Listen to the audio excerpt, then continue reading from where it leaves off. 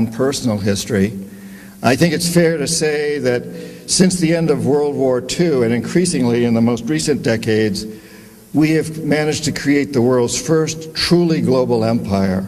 And it's the first empire that's been created primarily without the military.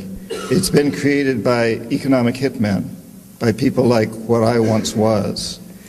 And we work many different ways, economic hitmen, but perhaps the most common is that we will identify a third world country that has resources our corporations covet, like oil, and then arrange a huge loan to that country from the World Bank or one of its sisters.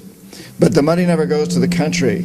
Instead, it goes to our big corporations to build infrastructure projects, power plants, highways, industrial parks, things that benefit a few very rich people in that country, as well as our own corporations, but don't help the majority of the people who are too poor to buy electricity, don't have the skills to get jobs in industrial parks, don't own cars to drive on the highways.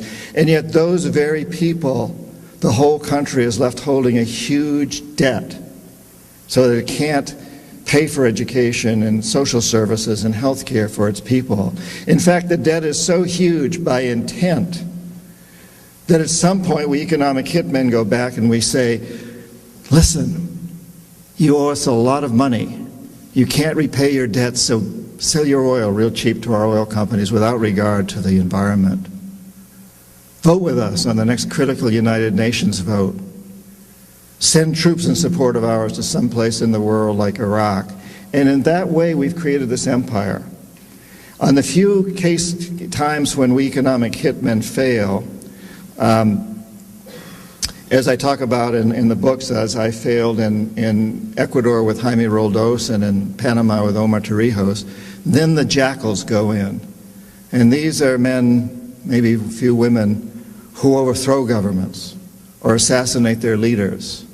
So if I'm unable to bring them around, if the economic hitman is unable to bring them around through legal means, what we do is we use legal means through the World Bank, but it's basically corrupting the leaders of these countries. If we're unable to corrupt them, then the jackals go in and take care of them.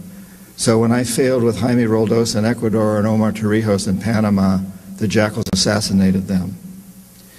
And if the jackals fail, which is what happened in Iraq, both the economic hitmen and the jackals failed with Saddam Hussein, then, and only then, does the military go in. So this is the first empire in the history of the world that's been created primarily without the military. The military only as a last resort. And I think there's something extremely dangerous about this. It's not just that it's pathetic, it's not just that it goes against all of our most sacred documents. It's extremely dangerous because we claim to be a democracy. And a democracy is built on the assumption that the electorate is informed.